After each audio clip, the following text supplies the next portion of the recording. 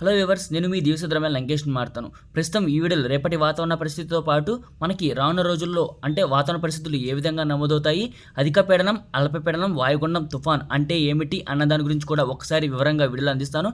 మనం గత సంవత్సరంలో కూడా మనం అల్పపీడనం అంటే ఏమిటి అన్న దాని గురించి కూడా వివరంగా వీడియోలో అందించాను. మరొకసారి కూడా మనం ఈ అల్పపీడనం అంటే ఏమిటి, వాయుగుండం, తుఫాన్ అంటే ఏమిటో కూడా వివరంగా ఈ వీడియోలో అందిస్తాను. ముందుగా వీడియోని ఎక్కడ స్కిప్ చేయకుండా చివరి వరకు చూస్తారని, అలాగే ఈ వీడియో కనుక మీకు నచ్చినట్లయితే లైక్, షేర్, కామెంట్ తప్పనిసరి. కొత్త వాళ్ళైతే మన ఛానల్ని సబ్స్క్రైబ్ చేయండి. అలాగే పక్కనే ఉన్నటువంటి బెల్ సింబల్ని క్లిక్ చేయండి. రేపు మార్నింగ్ సమయంలో మనకి దట్టమైన పొగమంచు అనేది కృష్ణా, గుంటూరు, బాపట్ల, అలాగే ప్రకాశం, ఏలూరు, విజయవాడ, పశ్చిమ గోదావరి, తూర్పుగోదావరి, కోనసీమ, విశాఖపట్నం, విజయనగరం, కాకినాడ ఈ పరిసర ప్రాంతాలు, అలాగే రాయలసీమ జిల్లా తిరుపతి, చిత్తూరు, అన్నమయ్య, సత్యసాయి, కడప, కర్నూలు, నంద్యాల, వైఎస్ఆర్, అలాగే ప్రకాశం జిల్లాలోని దర్శి, పామూరు, వింజమూరు, కనిగిరి ఈ పరిసర ప్రాంతాల్లో మనకి అక్కడక్కడ మాత్రమే రేపు మార్నింగ్ సమయంలో పొగమంచు అనేది నమోదయ్యే అవకాశం కనిపిస్తుంది. అలాగే మనకి ఉష్ణోగ్రతలు అనేవి రానున్న రోజుల్లో అంటే 35 నుంచి 40 డిగ్రీల వరకు చేరే అవకాశాలు ఉన్నాయని నిన్నటి వీడియోలో చెప్పడం జరిగింది. ఆ విధంగానే మనకి ఫిబ్రవరి నెలలో మనకి ఉష్ణోగ్రతలు అనేవి అధికంగా నమోదయ్యే అవకాశం అయితే పూర్తిగా కనిపిస్తుంది. కాబట్టి దాని గురించి కూడా మనం రానున్న రోజుల్లో వీడియో అనేది తప్పకుండా అందజేస్తాను. వర్షాల గురించి ఒకసారి వివరంగా వీడియోలు అందిస్తాను. ఆంధ్రప్రదేశ్ మరియు తెలంగాణ రాష్ట్రంలో ఫిబ్రవరి 20వ తారీఖు వరకు మనకి వర్షాలు అనేవి ఎక్కడ నమోదవ్వవు, చాలా తక్కువగా నమోదవుతాయి. అలాగే ఫిబ్రవరి చివరి వారంలో మనకి నమోదైతే జల్లులు మాత్రమే నమోదయ్యే అవకాశం అయితే కనిపిస్తుంది. అలాగే మనం ఈ వీడియోలో మనం అధిక పీడనం, అల్పపీడనం, వాయుగుండం, తుఫాన్ అంటే ఏమిటి అన్న దాని గురించి కూడా ఒకసారి వివరంగా వీడియోలో అందిస్తాను. అధిక పీడనం, అల్పపీడనం, వాయుగుండం, తుఫాన్ అంటే ఏమిటి? ఫస్ట్ ఆఫ్ ఆల్ అధిక పీడనం సాధారణంగా గాలులు ఎక్కువగా గుమికూడి ఉంటాయో దానిని ఆ ప్రాంతాన్ని అధిక పీడనమని, అలాగే సాధారణంగా తక్కువగా ఉన్న ప్రాంతాన్ని అల్పపీడనమని అంటారు. గాలుల కదలిక వలన ఈ రెండింటి పీడనాల వలన మనకి వాతావరణంలో మార్పులు అనేవి సంభవిస్తాయి. ఒక ప్రాంతంలో గాలులు పైనుంచి చాలా నెమ్మదిగా దిగుతుంటే అక్కడ అధిక పీడనం అనేది ఉంటుంది. అలా దిగిన గాలులు వేడి ఎక్కువగా మరలా పైకి వెళ్తూ భూమికి ఆనుకుని ఉన్న గాలి అంటే సూర్యరశ్మి వలన వేడి ఎక్కినప్పుడు అవి వ్యత్యాసమయ్యి తేలికగా అవుతాయి.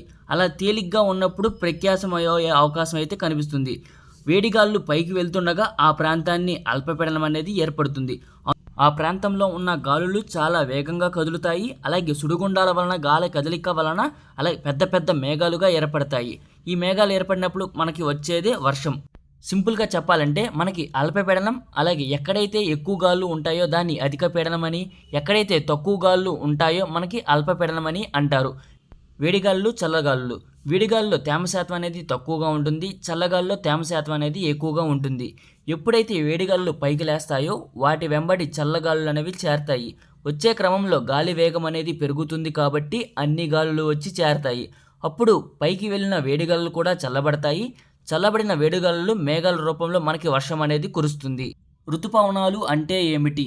ఋతుపవనాలు అంటే ఋతు అంటే కాలాలు, పవనాలు అంటే గాలులు. ఋతుపవనాలు అంటే కాలానుగుణంగా వచ్చే దాన్ని ఋతుపవనాలు అని కూడా అంటారు. ఇవి వర్షాకాలంలో వచ్చే గాలులను ఋతుపవనాలు అని పిలుస్తారు. అల్పపీడనం బలపడి వాయుగుండంగాను, ఆ వాయుగుండం మరింత బలపడి తుఫాన్గా ఏర్పడుతుంది. తుఫాన్ అంటే ఏమిటి అన్న దాని గురించి కూడా ఒకసారి వివరంగా వీడియోలో అందిస్తాను. తుఫాన్లు అనేవి ఆంధ్రప్రదేశ్ మరియు తెలంగాణ రాష్ట్రానికి అక్టోబర్, నవంబర్, డిసెంబర్ ఈ 3 నెలల్లో మనకి సహజంగా తుఫాన్లు అనేవి ఏర్పడతాయి. ఈ తుఫాన్ అంటే మనకి సముద్రం లేనిదే తుఫాన్లు అనేవి ఏర్పడవు. సముద్రంలో ఇది ఒక పెద్ద గొయ్యలాగా తుఫాన్ కేంద్రము లేదా తుఫాన్ కన్ను అని కూడా పిలుస్తారు. ఈ తుఫాన్ యొక్క కన్ను సముద్రంలో 1 కిలోమీటర్ల వేగంగా వెడల్పులో ఆవరించి ఉంటుంది.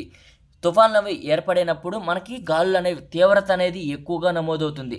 సాధారణంగా అయితే 60 నుంచి 108 కిలోమీటర్ల వేగంతో నమోదవుతాయి. తీవ్రంగా అయితే 300 కిలోమీటర్ల వేగంతో నమోదవుతాయి. అతి తీవ్రంగా అయితే సూపర్ సైక్లోన్ అని కూడా దీన్ని పిలుస్తారు.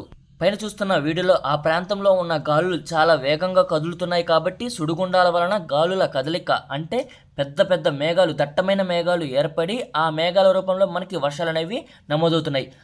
మార్చి నెలలో మనకి అకాల వర్షాలు అనేవి తప్పకుండా నమోదయ్యే అవకాశం కనిపిస్తుంది.